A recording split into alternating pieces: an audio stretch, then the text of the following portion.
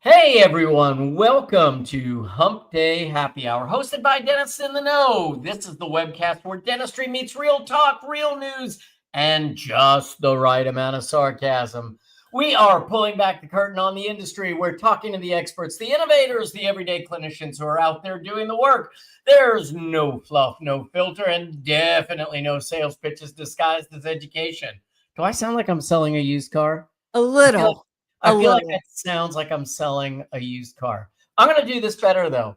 If it's happening in dentistry, from clinical insights to regulatory curveballs to the latest scandal at the ADA, we are probably already talking about it. And yes, we are bringing the goods.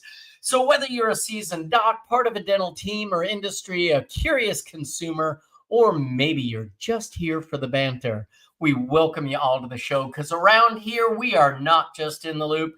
We are in the know. Hey there, everyone. I'm Dr. Jeff Horowitz, accompanied by one amazing clinician and friend tonight, not dos, uno, and that is Dr. Jennifer Bell.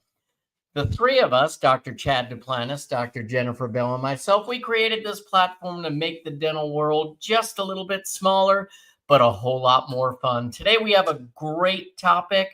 We have a wonderful guest tonight. We are joined by some of the faculty from Full Arch Masters. They're going to help teach us about selling large cases and how to provide full arch implant therapy. We'll talk about that tonight. We are proud to be presenting once again on a Wednesday night, and I am proud to be sitting by you, JB, or at least across the screen from you. How you doing? I'm great. Do you think that hold on, I'm checking. I'm gonna have to resend some stuff. Okay, I have a question I need you to ponder on. Okay. I'm pondering. I'm in ponder mode. Okay. Do you think that when patients say my right, what do they mean? Well, for some of them, they will say my right and point to the opposite side because it's what they see in the mirror. Correct. Yes. But also, why do they have to caveat that? Like, they'll point to something, they'll say, oh, but I mean my right. And I'm like, no, we have the same rights. My right side is the same. It looks like they're left in the mirror. So I think they're just confusing themselves. I think so. But I'm like, yeah, no, I know it's my right too. Yeah. You know. Yeah. But we think of the same right side, you know. It's just you may have a different perception because of what you see in the mirror. Right. So yeah. No, I mean, all the time, you know, people say my right side really hurts and they'll you know, do this. And I'm like, well, that's not your right side. Well, they're like, well, it is when I look in the mirror. I'm like, yeah. But that's not. But the same is true. Like if I say you have something going on here. Yeah. And I'm actually pointing to the same side that I'm referring to the same side, but they're like, oh, you mean over here? And I'm like, no, still like samesies. We're both the same.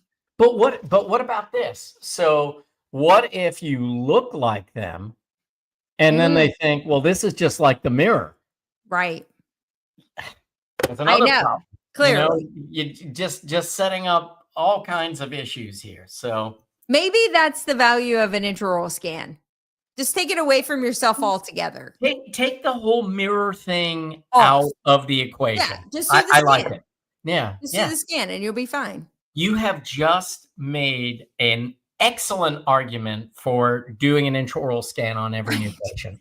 Because it doesn't go well when you're like, no, I mean, like my right is the same as your right. Yeah. Still just talking about right. It's all the same right or the same left.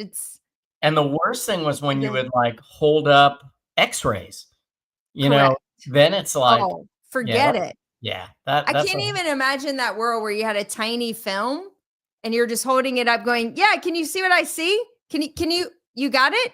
But you tell me the truth. You had to live in that world a little bit. No, I did. Okay. Before we get in the news, I'll tell you. You're not that young, JB. I'm young enough, my boo. Young enough. Now, I'll tell you my first experience with film.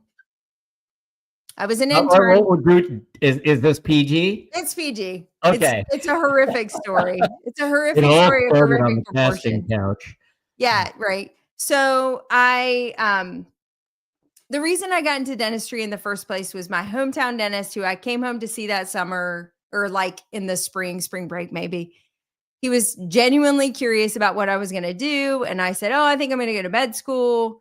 And he said, oh, you don't want to do that. And I said, no, I think I do want to go to med school. He goes, no. You want to go to dental school. And I was like, that seems kind of dorky. He's like, I tell you what, just come work for me for the summer. I was like, really? You're offering me a job? And it paid more than lifeguarding. So I was like, yep, that sounds like a great idea. $2 an hour more in. All right. So I get there and now they're crash coursing this poor college girl who knows nothing about nothing. Okay.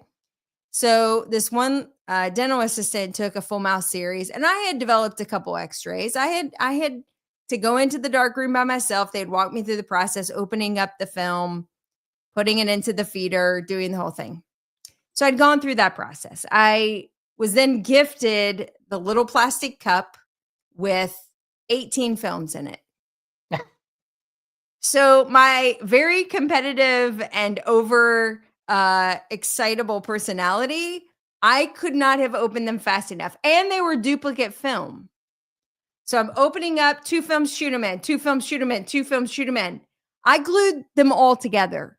I put them in so fast because I didn't understand how it worked that it came out in one big full FMX sheet that I then had to take back and say, okay, I feel like maybe this is not what we wanted. Yeah, but they were all attached to each other, so it was a full mount. It was a true full mount series. It was, but none of it was diagnostic. Not one thing. Yeah. I mean, and it was in a mounting of sorts. It was an amount. You could have said to the insurance company, I have in fact taken 18 films, and I did in fact mount them, and I did attempt an interpretation. Yeah. So I had to walk in, and can you imagine how much she hated me? Oh. I mean, and especially, you know, that you don't get to just walk to the patient and say, oh, we're just going to print these out again. No, that's no. Yeah. We're going to have to retake all 18 again. Yeah. And patients, did you know that was the second most dreaded thing in the dental office? You know, everyone talks about the thing that kind of sets them off or the thing that they like the least. First is the sound of the handpiece, but second was they hated biting on the films because the films just didn't sit well. They didn't fit well in the mouth. And, you know, they were so pointy when they were just those little number 2 films. And everyone it's not that much better now. I mean, it's okay. It is better, but it's not great. I mean, you kind of teased me with your personality many years ago, but sometimes with your words. And you said one time, not that long ago, that you thought we would be really close to focal point enough that we could just go to CBCT. And I really wish that were the case because I throw those sensors out tomorrow. Yeah. It's funny because on, you know, the new office that we built, I do have intraoral heads in all of the hygiene rooms.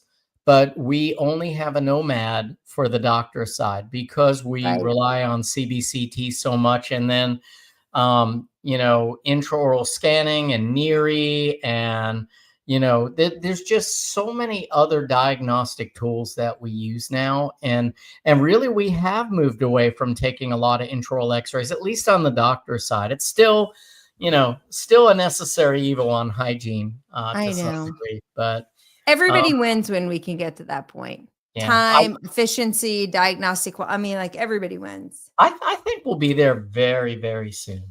I do. I see our guest made it to the waiting room too, which I am very excited. Yes, we have Dr. Ryan Dunlop and Dr. Michael Ling, and we'll introduce them later. But first, I think, do you have any news tonight? Of course, always. Other than where on the earth is Chad Duplantis? Yeah. No idea. He Does didn't anyone disclose know? his location. He did not disclose his location. All right. We'll figure it out. Okay. All right. I'll put the right people on Anyone it. who wants to venture a guess at where in the world Chad Duplantis is, just let us know. And Boy, we'd that love, could go south so yeah, fast. we'd love to hear your thoughts. Yeah. Yeah. Your honest thoughts, really. All right, JB, why don't you do Okay. some news? And then we've got an incredible segment tonight because everybody talks about, you know, I would like to sell more big cases, and Yeah.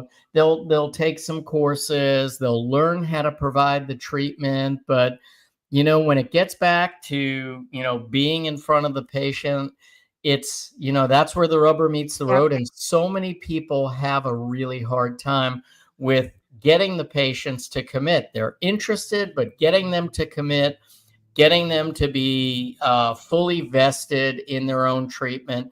And these guys we're talking to, they're gonna not just talk about the logistics of how to do it, but the logistics of how to get patients to say yes to, and that applies across implant dentistry and just larger restorative cases. So stick around. We're going to talk to them, and right now here's JB with some news. All right. Just a couple of fun stories that are floating out there that I think are really important for our audience to know. So first off, I think it's really important to highlight that it's been well understood for a while that periodontal disease, or gum disease, as your doctor may diagnose, has a really high inflammatory marker. So there's lots of other systemic diseases that you may express that are also attached to high inflammatory markers. Well, two recent journal articles that came out very close in proximity to one another keep coming back to periodontal disease. They keep coming back to the fact that if you express that high risk inflammatory genetic disease process of periodontitis and the bacterial pathogens that come along with that, you now have a double risk presentation of eczema, as well as a double risk presentation of migraines. So a journal that came out in the European Journal of Neurology found an 80% greater risk of experiencing migraines for patients that express the periodontitis gene and or the periodontitis bacterial pathogen. So those patients had a higher risk for experiencing migraines on a regular basis as tracked over a period of time. And then subsequently, an article came out just also in proximity of that in the Public Library of Science 1 that also highlighted that patients that had periodontitis had a higher expression of eczema as well. There's something connecting all of these disease processes together. We've got to get to the bottom of this to figure this out, because I think there's a really amazing opportunity to help patients with a lot of these autoimmune diseases as well as inflammatory markers. If we can understand, is it genetic? Is it environmental? Is it bacterial pathogen? Is it a combination of all of those things? Can we come together with treatment modalities that may help these patients prevent early tooth loss, but also many of the other systemic complications that come with it? In addition, the FDA is now cracking down on those ingestible fluoride tablets. So many of you may not know, but for a long time, doctors and dentists have been prescribing ingestible or tablet form fluoride supplements for patients, pediatric patients in particular, who lived in areas that were only fed by well water sources that had no fluoride supplementation. And so doctors very frequently, probably 20, 30 years ago, would provide supplementation for fluoride in areas where they knew the patients were not getting any exposure to fluoride to help prevent early childhood caries. Well, that ship is probably sailing. And I think those ingestible fluorides are pretty quick to be terminated. The notice has been sent. Oddly enough, as a dentist, did not realize that this was a pretty unregulated market and that a lot of the products currently as ingestible fluorides that are being prescribed have not been heavily reviewed. So that is a bit of a concern and definitely needs to be addressed. I really didn't prescribe these in practice because it was always really difficult to track trickle down exposure. Kids that were going to public schools, kids that were drinking sodas and juices that were being purchased at the grocery store, if they were made with municipal water sources, also had fluoride in them. Their toothpaste and other products that they were using over the counter had fluoride. So there's all these now exposures to fluoride. So it really wasn't part of my practice. But go back 20, 30 years ago, definitely was a big part of pediatric dentistry and pediatrics in general, to supplement with fluoride. So I think we're going to start to see the devolution of the use of fluoride supplements as an oral medicament that can be prescribed. Where that goes with municipal water supplies as well, topical fluoride applications, et cetera, to be determined. But that's kind of the first step that we're seeing coming out of the new administration. And with that, that's the news. Great stuff. So it's really interesting because I think we're going to feel a lot of pushback from this fluoride thing, because the people who first alerted me to this were actually outside of dentistry. So yeah. So I think that these, these little news bits are really getting to the public a lot faster than the dental profession has a chance to actually say, okay, what are the ramifications going to be? How do we react? And, we just don't have that same amount of opportunity to figure out what are we going to say to our patients, because, yes, we're talking about like supplemental fluoride tablets now, but this is just going to elevate and escalate their concern about all fluoride application under any circumstance. So sure. I think that's the problem that we're and I talked about that with the Tylenol announcement and pregnancy. And then it kind of leaves practitioners going, okay, well, great. How do we manage them? Chair side. When they come in pain, now what do we do? So it's one thing to make these statements, but then when you provide practitioners with no practical application of where they go from here, and Tom Viola talked about that when I saw him a week ago doing his amazing opioid lecture, and he said, I know this as of 3 weeks ago. This is really current information about how we're using Tylenol, how we're using Tylenol with vaccines, how we're using Tylenol in pregnant women. He's like, it's kind of drinking from a fire hose, and he's a pharmacist. It should be, top of mind for him. And it's just kind of coming at rapid pace. So anyway, we're all in the same trench. Stay tuned. We are. Just between x-rays, how about like the patient radiation bib, the lead apron now? It's crazy the amount of conflicting information that is out there right now, and it's so readily available, and the fact that you can go into Chat GPT, ask it anything now, a lot of that information isn't right.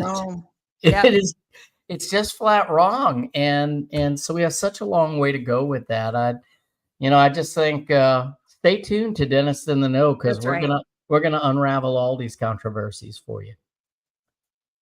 Unbelievable. Would you like to introduce our guest? I think that's what we should do. And quite honestly, this will be my first time meeting them.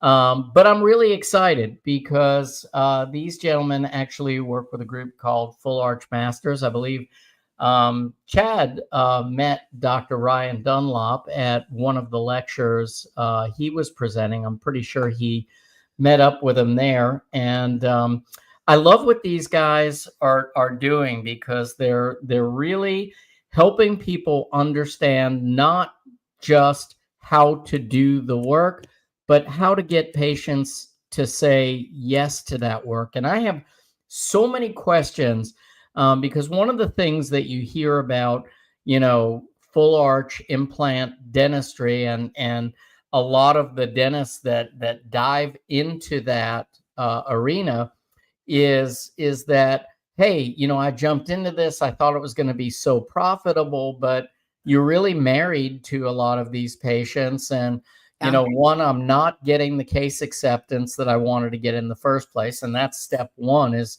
just getting them to develop trust in you, and that's probably the biggest hurdle when you're talking about a 50, 60, $70,000 case.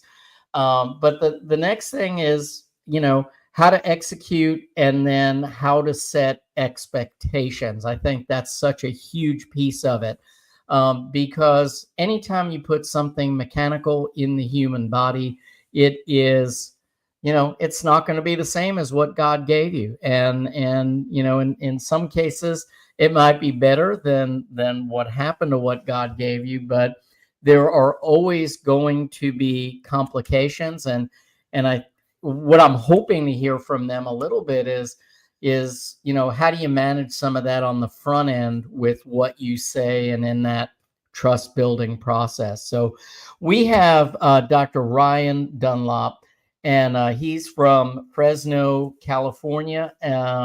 And we also have Dr. Michael Ling, and they are part of the Full Arch Masters group. Guys, it is absolutely my pleasure to meet you both. I'm really excited to hear what you have to say. And welcome to Dennis in the Know. Thanks you very much. Thank you very much. Yeah, you're welcome. And fun fact, JB, before we get started, is Dr. Ling actually has as many kids as almost as many as you, me, and Chad put together. So we're 7 across the 3 of us, and okay. Dr. Ling is 6, I believe. I know. Right? I'm not gonna catch you. You guys win. No. Do we? Do yeah. we? Do you really? I don't know. Yeah, depends on what you're talking about. Hey, I admire the effort though. So, guys, thank you so much. Yeah. What happened is they finally figured out what was causing all these babies and ceased those activities. Yeah. Well, good luck with that. No, that didn't happen. No. Yeah.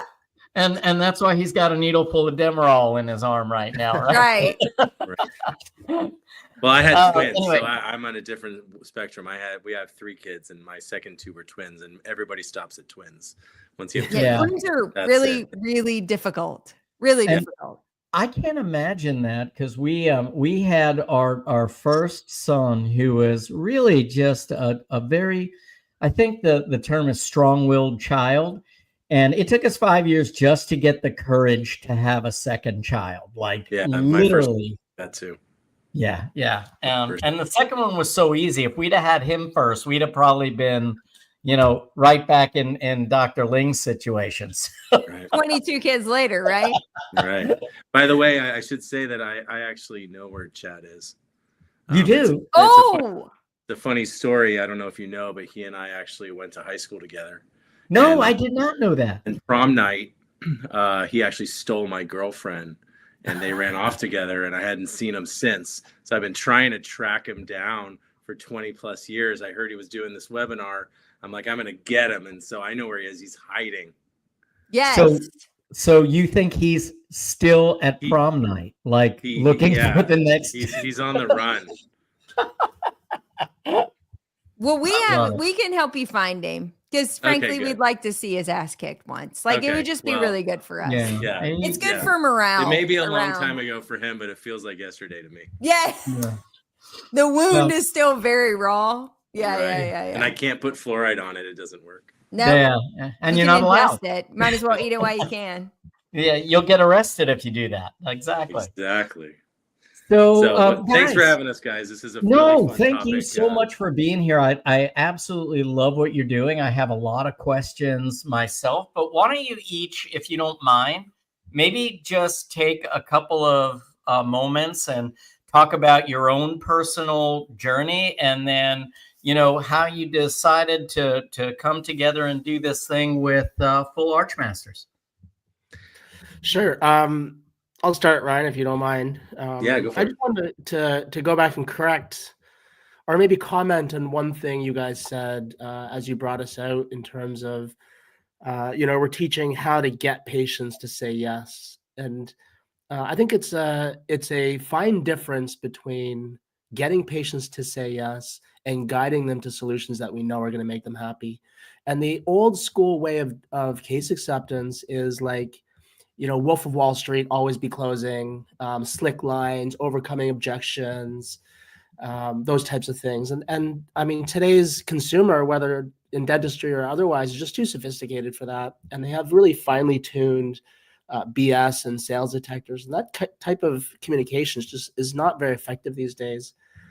What we teach instead is what I call sort, not sell, where when we meet patients, we're not selling to people who don't need help, who don't want help, and who can't afford help. We have to sort those patients out and let them leave with dignity or help them find another solution. But once we find patients who need it, who want it, and can afford it, we sell like hell to those people. And those people, by selling to them, we're actually helping them improve their lives and get something that they want. So I think dentists get themselves in trouble, or salespeople get themselves in trouble, is when they try to sell things to people who don't want it, don't need it, or can't afford it. And so that's why I don't really like the phrase of getting patients to say yes. What we're really doing is sorting buyers from non-buyers and helping the buyers buy and helping the non-buyers find something that's a better fit for them. Mm-hmm. I like that. That's really cool. So tell us, give us maybe the Cliff's Notes version of your early career and how you got into providing like full arch care like this, and then perhaps how this full arch masters thing came together. Sure. So I started, I'm a general dentist, work in Hamilton, Ontario. Grew up in a small town, and my dad was a dentist. So when I graduated, I started working with him. He retired shortly after I graduated. And at the time, I was really heavy into like Dental Town, and Scott Luna was a big figure on there, and kind of became a disciple of his, and ended up growing our practice. We're kind of focused on like a single location mega practice that did everything. Grew it to 25 ops, 60 people, and then I sold that practice in 2019, and then pivoted and did some startups. And then when we did startups in 20 and 21, the focus was still breakaway. It was still, I took Scott's courses again, and I'm going to do a couple breakaway practices, mini DSO, mini Empire, flip it and retire a billionaire. That was kind of the plan. Didn't quite work out that way with COVID is one of the main factors. And then kind of faced with reality that, okay, we got these startups, so how are we going to get patients? It's not quite as simple as just opening your door and people are going to come flock to you. And so started getting heavy into learning sales and marketing, and kind of going down that rabbit hole, and learn from people like Dan Kennedy and Perry Marshall. Those are probably two of the biggest influences in my career.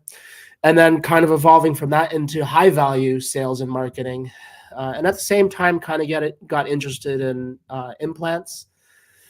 Took Dr. Dunlop's course and a ton of other courses, and now that's all I do is implants, and especially full arch, and really finding a passion for the marriage between the sales and marketing of implants and also the clinical side. And actually, I would probably rather just sit and talk to patients all day and do consults, and then let somebody else do the hard part.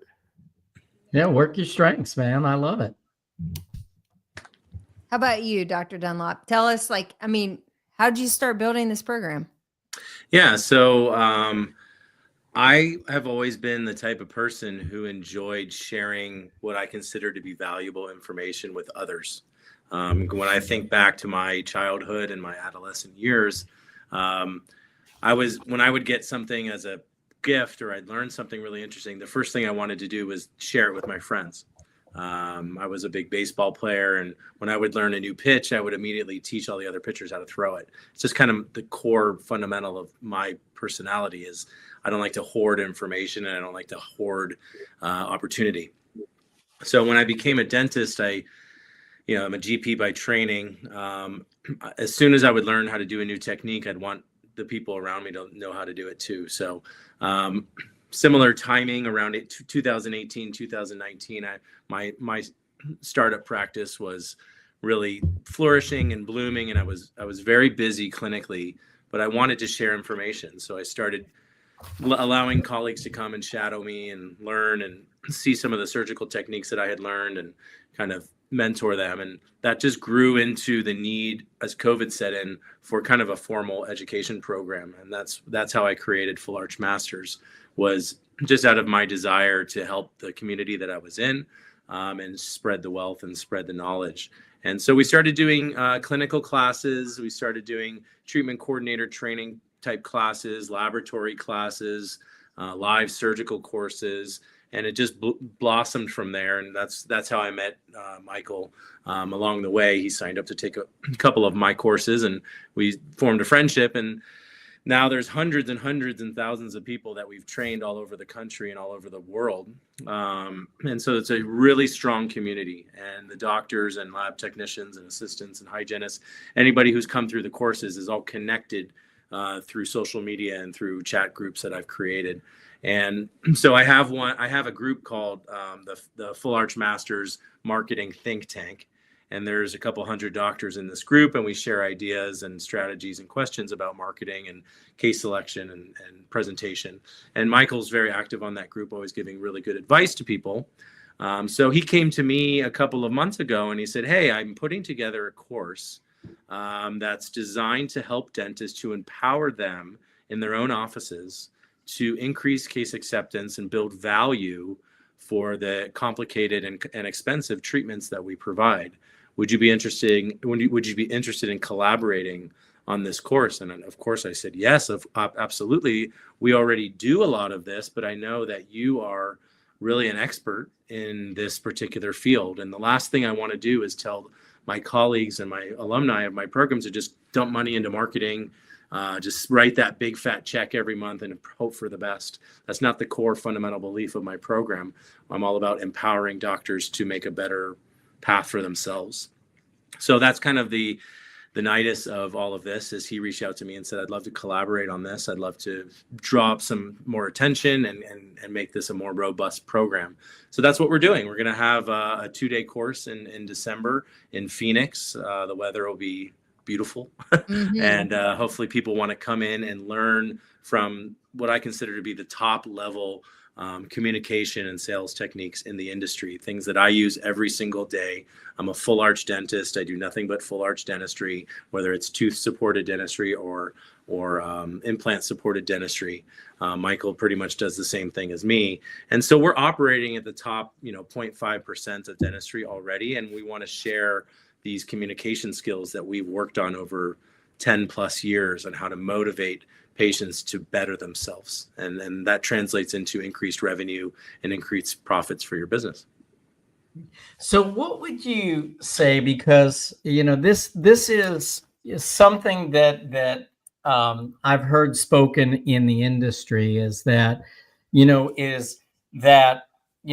full arch dentistry, full arch implant cases, all on X dentists, however you want to refer to them.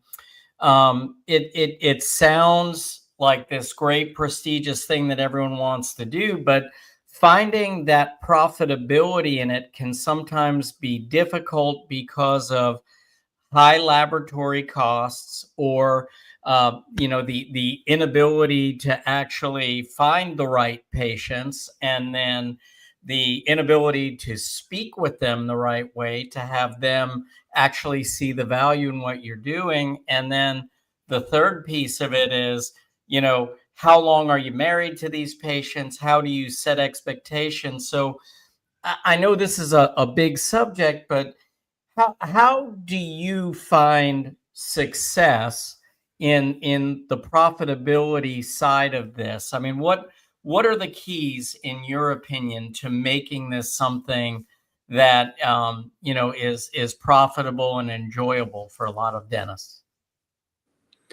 Well, from my experience, and I've trained hundreds and hundreds of doctors to do this, the singular concept that provides satisfaction and profitability is control over the process. Controlling the process from patient intake all the way through to case maintenance and hygiene is a direct causative factor for happiness and success. When you outsource control, when you are relying on the laboratory, when you are relying on the marketing company, when you are relying on the surgeon you sent the case to do, it strips away most of the profitability and most of the happiness associated with these procedures. And these are very happy procedures.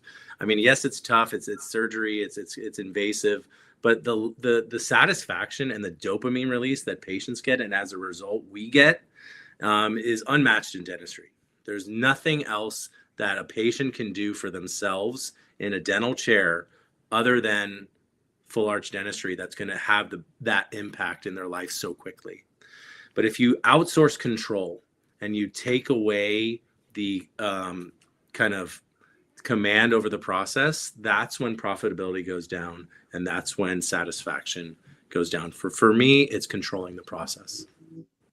Michael, did that educational piece also translate for you as well? Is that kind of what was the? Yeah. Yeah. I mean, obviously tipping point? Ryan's seen hundreds, if not thousands, of people go through this process. So he's Yeah. kind of a different perspective than mine. I would just add that it's this type of procedure is really hard to do well and profitably if you're doing 1 or 2 a year. I mean, you might as well just Yeah. not do it. You're just not going to, I mean, you can't take 6 hours for the surgery, and it's going to take you that long when you start. So you got to get reps. You got to get a workflow. You got to get your staff accustomed to doing it. So if you're doing 1 or 2 a year, I'd probably just refer those out, to be honest. But if you're doing, 1 a month, I mean, if you can find 1 a month, then you can find 2 a month. If you can find 2 a month, you can find 4 a month.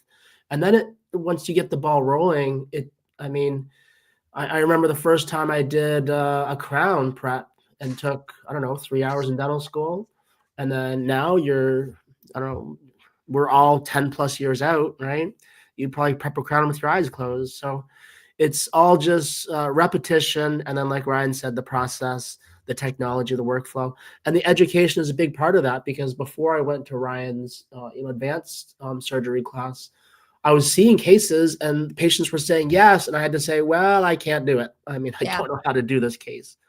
Right. So for sure, you need to take, once you know you're going to get cases, to take the education so that you can handle the demand. Because the worst thing that happens is you work so hard to get a case, patient's ready to swipe their credit card, and you're like, oh crap, I have no idea how to do this. Yeah. And that was my next question is, and I guess, I guess, Dr. Dunlop, what my big question here is there's so many pieces to this. So there's the surgical skill, there's the laboratory skill, there's the technological side, the design to, the chops in 3D printing, and there's so many pieces to this. How do you break that up, and how do you stage that for the newbie that comes to you and says, yeah, I want to be a full arch dentist, but I mean, that's a lot to put on yourself to teach somebody, all of those technological skills and surgical skills. And then on top of it, to say, facial analytics. I mean, like it's a Right. multidisciplinary for sure. Well, you need to have a partner. You have to have a mentor partner. You have to have somebody that you can lean on when you're having trouble, and somebody who's in a position to break it down into steps for you. I just finished a class. We just had our flagship course this week. We had, 12 or 14 doctors with their teams. So like we had, 30 or 40 people here. And everybody's at different stages of their development. We had one doc who's done 600 arches. We've had another doc that's done 6. And we had one doc that hasn't done her first case yet. So it's my responsibility to kind of break it down into the fundamental science and then the implementation of it. And so you have to have a partner that understands the different stages of the development. So over the last 5+ years, we've broken it down into stages for people. And so we're there to help shepherd people through the process, whether they've been doing implant dentistry for 10+ years, but just need to get faster and better, or they're just getting started. And so we were talking about office design. Somebody's building their first office. And so how do they build an office with full arch dentistry in mind?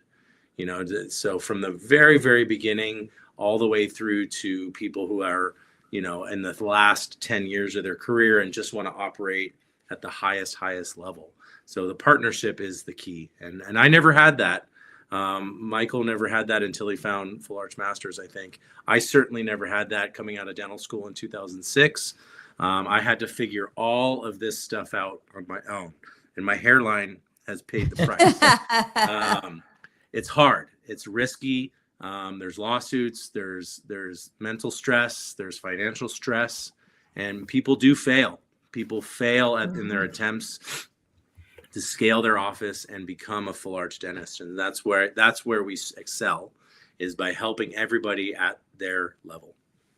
Is there an opportunity in your curriculum as well for those doctors who maybe don't envision being the surgeon? I mean, look, when you say control, I think that's the thing that also adds the next layer of receding hair and gray hair, is that everything that we do, we lose control of at some point. And it could even be just an insurance claim. Like, it leaves your office and you've lost total control of what happens to it, right? And whether they pay for that crown or not is really not within your control to help a patient out.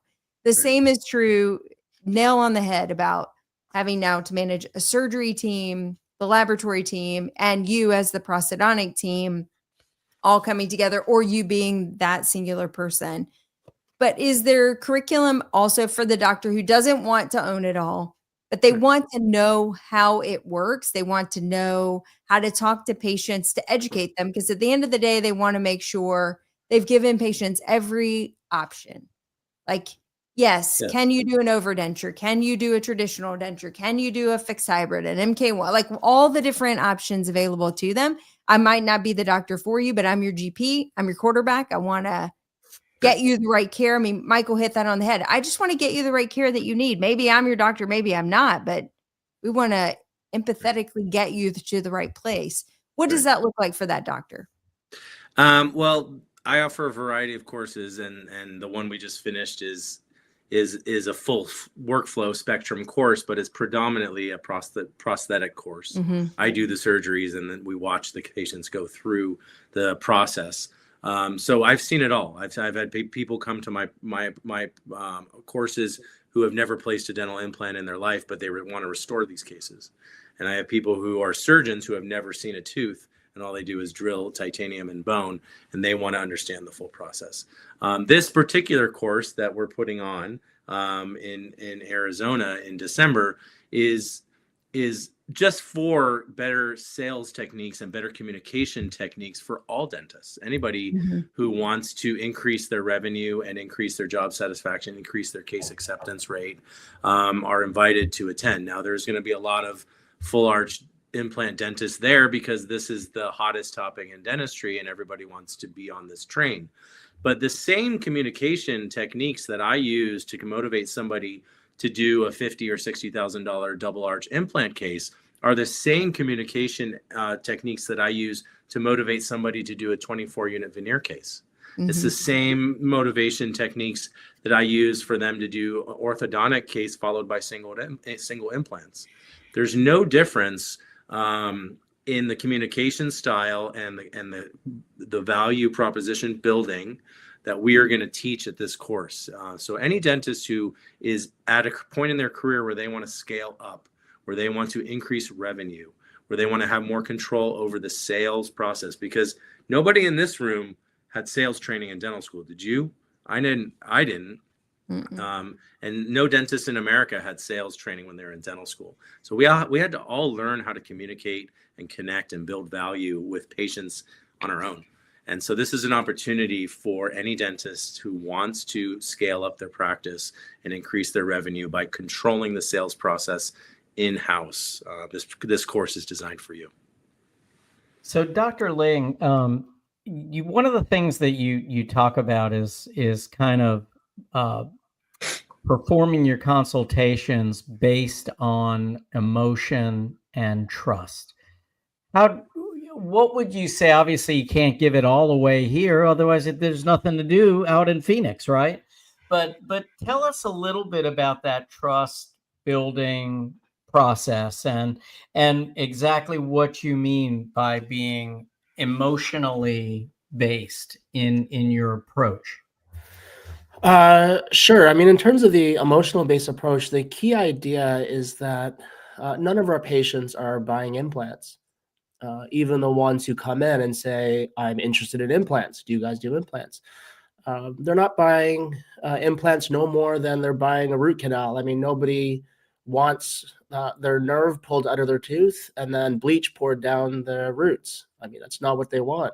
What they want is to get a good night's sleep and the pain to go away, right? And so that's really the emotional side of what we're selling. Is we're not selling implants. We're selling freedom from a lifetime of pain and stress and frustration, and embarrassment is a huge one.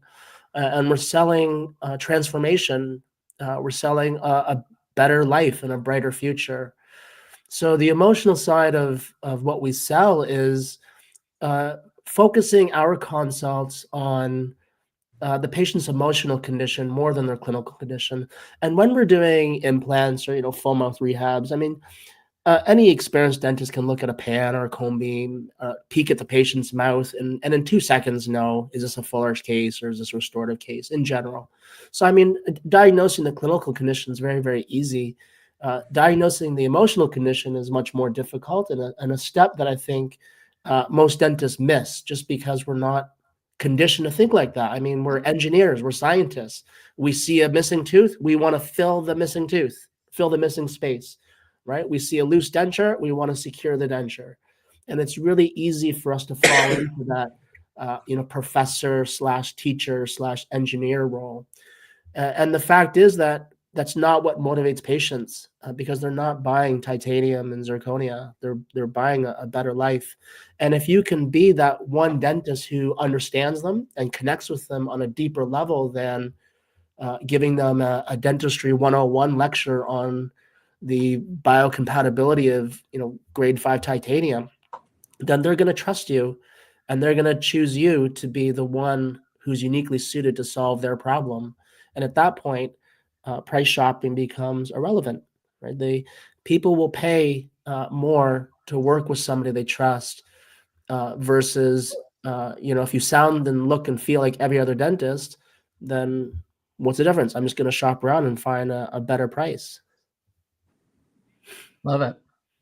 I couldn't agree more. And I think you're completely correct in that we don't teach dentists enough about empathy and how to sort of like peel back the onion just a little bit more to figure out where that patient is at that time, emotionally and mentally, and how we can, take a part of that journey with them. And also, I have found being creating an environment in which the patient is okay to say no today because they're going to say, yeah, that's the right thing for me in the future. Like accepting them where they are at that moment and saying, we're here for you. We'd love to support you through whatever journey you decide.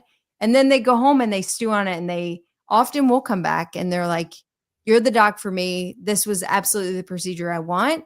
I just needed time to process and mentally kind of get through the barriers and sort of figure out where my next steps are going to be. Mhm. And part of that is just patience on our side too, to say, absolutely. Like GP So is a long game.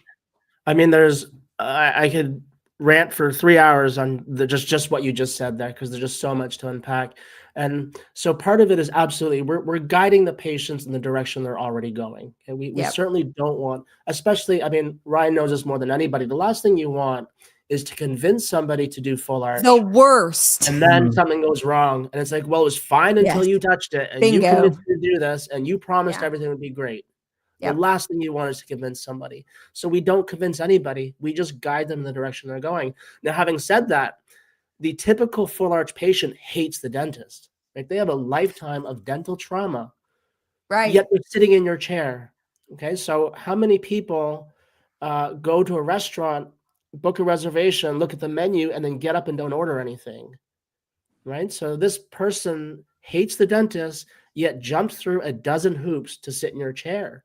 Something is going on with that patient that made them want to do that. Yep. So they're leaning towards getting help. Okay. So yes, we're guiding them in the direction they're going, but just them sitting in your chair is an indication that they want your help. So it's really your job to guide them with ethical persuasion and influence towards solutions that we know are going to make them happy. Again, assuming that, I mean, they qualify, they need it, they want it, and they can afford it. But we guide them intentionally to solutions that we know, and this is a little bit of a difference. Well, not a little, but this is a huge difference between the way that we do it versus the way the conventional wisdom is. So the conventional wisdom is you look at the patient, do an exam, give them all the treatment options, the pros and cons, and then just let them decide, right? And that's kind of the way that we were taught. Just be an impartial observer. I'm just reading the weather. Here's what you can do. You let me know what you want to do. And I don't agree with that method because it, first of all, it leads to confusion. Patients leave more confused than when they started, and there's no guidance. I mean, patients chose you for a reason.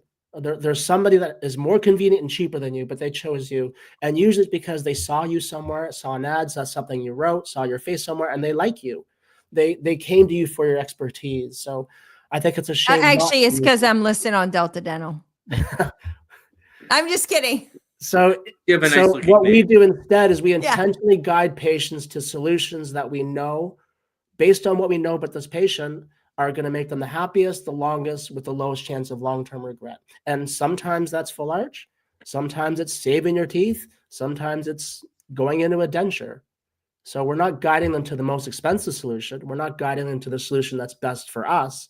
We're guiding them to the solution that's best for them. But man, once we know they want it, they need it, and they can afford it, we sell like hell to these people and guide them to that solution because we know it's going to make them happy. Well, I think you really hit on something too. You know, having a one size fits all approach, it really just never works in dentistry. And we know that a lot of people who end up in a situation where they need full arch dentistry, they need something like this. It's because one, they either weren't motivated, they were afraid, they were, caries prone, they had periodontal pathogens, whatever the reason.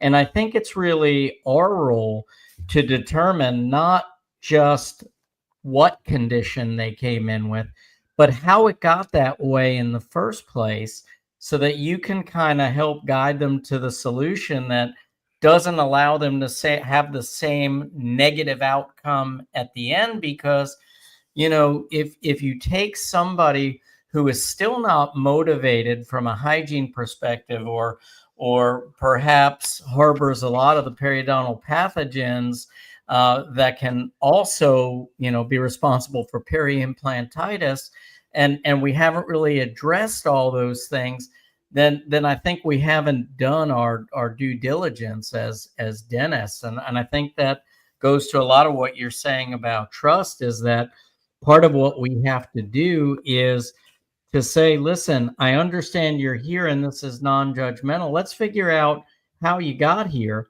and let's figure out what we need to do to give you the most successful outcome. And maybe if that's someone that's like not motivated for hygiene, maybe that is an overdenture with a couple of locators that they got 2 spots that they have to keep clean. I'm just curious what your perspective is on that. I think it's a fine line, right? So on one side, imagine you were going to see your medical doctor, and you needed a heart procedure. Would your medical doctor say to you, no, I'm not going to help you with your heart. I need you to prove to me first that you're going to earn it. I'm going to check your diet. I'm going to make you do this and this and this. You got to stop smoking. And then maybe I will give you the honor of me helping you. Right. So that's one side of it. The other side of it is you're absolutely right that we don't want to, we can't hurt people. And we don't want to leave them in worse situations than when they started. So we absolutely make clear to our patients that we're giving you a second chance. We're hitting the reset button. We're not curing. We're curing your disease. We're not curing the cause of your disease. And that's your responsibility. We can set you up so that you have the greatest chance of success.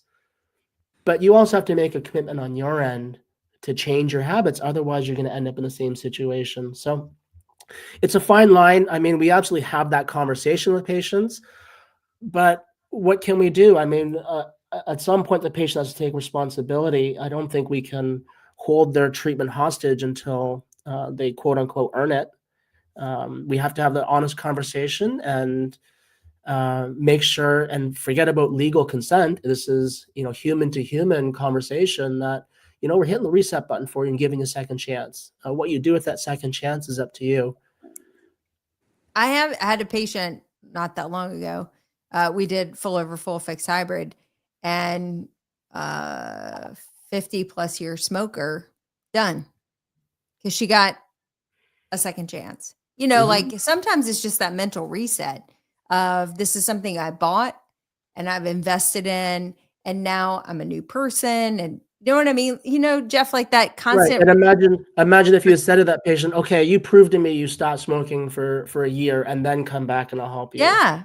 But I wouldn't have guessed she would have stopped, frankly. I mean, that really was like a beautiful ending to a story. It was not what I had written on the wall. I really thought, we'd be People will cleaning it off. surprise you. I mean, people surprise me all the time. That dentistry, we're trained to be scientists, engineers, and clinical minded people, but people's smiles and their eyes, like those are like the two gateways that we interact with. Like, and when you fix somebody's smile and you see the change that it really gives them when you're doing these big reconstructions, it is not uncommon for people to change their entire lives. This is an inflection point. That's crazy. It's an inflection point for people, and they carry the childhood trauma and they carry the young adult trauma all the way into middle age and into their senior years until they get their smile fixed. Yeah. And I have 80-year-olds who are they changed their lives. I mean, they've spent 80 years struggling and suffering and being insecure and not fulfilling their life's potential because of their smile and how ashamed they are. And they're 80 years old, and now they're re-engaging with family and traveling and starting businesses and going back to school. And it's like, it's never too late for people to turn over that leaf and have an inflection in their life. And smile reconstruction is, I think, one of the biggest things that people can do for themselves. And like Mike said, they don't come to us for titanium. They don't come for us for zirconia. That's completely irrelevant. I've had entire consultations with patients and never mentioned once what a dental implant treatment plan. Like, not once. Like, come to me, we have a human conversation. I understand what their wants and their desires and their fears are, and we talk about those things for 20 to 30 minutes. And then at the end, I say, okay, well, we are going to do this. We are going to do this together. And then they look at me and say, I'm sorry, what are we going to do? And I say, I completely forgot. It's a toupee. We're doing toupee. We need to talk about the actual treatment plan, and then I'll transition to a little bit more technical stuff. But the patient's sold and ready to go and motivated, and we've never talked about what we're actually going to do. How was I able to achieve that? And it's because of these communication techniques, and it's organized. It's not just a free flowing. We're not just going to tell you guys, just be nice and communicate with your patients. There's an actual formula that we're going to teach you on how to harness the power of the want. People do not buy full arch dentistry. They do not buy big case dentistry because of need. There's a small subsection of people that buy it because of need, because that's just who they are. They're very technical. 98+% of people are buying full arch dentistry because they want it. And if you're not good and you don't have a structured strategy for getting to the want, you will never be able to close these cases at a high rate. Love it. So guys, I mean, I can't believe we're already through an hour here, but is there anything else you would like to, I put fullarchmasters.com. I assume that's where they can get all the information for the course that you're doing in Phoenix. Actually, you can go there. Fullarchmasters.com has information on it. We also have a dedicated website just for this course. It's called domorearches.com.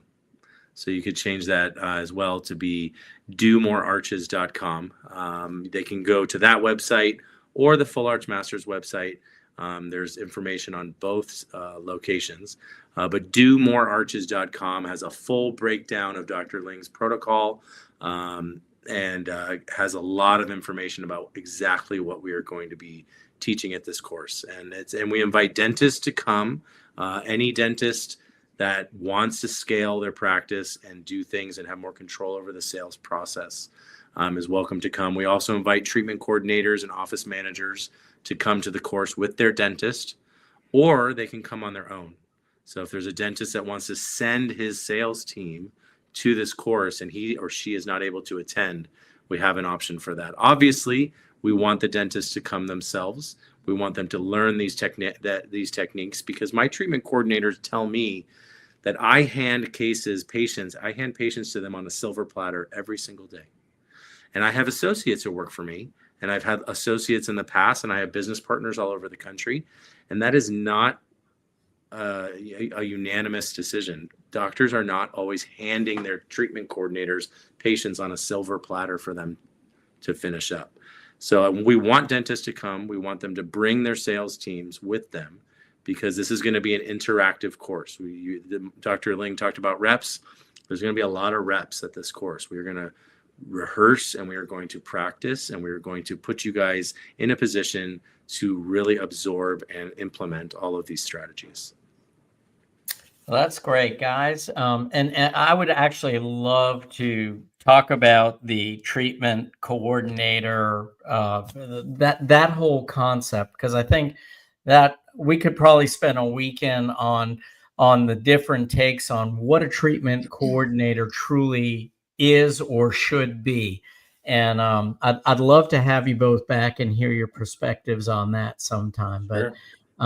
We both have excellent treatment coordinators that work for us that would probably be willing to join us. Yeah. And I think that that's a great topic, because there's a lot of dentists who really try to take on too much of this themselves. And really, we have our skills, we have the things that we should be saying. And I love what you said about serving it up on a silver platter. Just, here it is. Go ahead and take care of it and make it fit their needs at this point. So love it. Thanks for being Chad's friend, because God knows he needs some. Yeah, anytime. He has none on the top row. So. Yeah. But yes, guys, we really we thank you for taking time out of your busy schedules to join us. If there's any more information you want to share, please let us know. We'll be happy to put a post up about it on Dentist in the Know tomorrow. But we thank you for your time. We thank you for your expertise, and we thank you for sharing with the rest of the dental community, because I really do think that's one thing that sets our profession apart, is we really are a bunch of people that want to help each other for the most part. That old saying that, if you looked at a dental firing squad, it would be a big circle. I don't really believe that. I think most of us really do want to, want to lift the profession. So, well, I went to a dental school where we were mixed with medical school. So the first 2 years of my dental school was mixed with the medical school, and then we broke up and did our separate things. And I can tell you without a doubt that the more helpful and more collaborative people were on the dental school side. And the medical school, it was cutthroat and competitive, and they did not want to help each other. So, the medical students stayed on one side and all the dental students stayed on the other side. And after class, all the dental students would go home and have parties and hang out and get to know each other. And the medical students would all scurry away like rodents in the night. Well, the fact that you said 20 or 30-minute discussion without even mentioning titanium, MDs can't even like that. It doesn't even compute. Right. Doesn't even compute. Yeah, I love it. Okay, guys. Well, another great for one day. Yeah, another great show, JB, and thank you both again for joining us. To all of you out there, keep listening, keep watching. We'll keep bringing you great information like this. And with that, another Hump Day happy hour out. So hope you all have a great night. Take care. Thank you. Have a great evening. Good night. Thank you. Good night, everyone.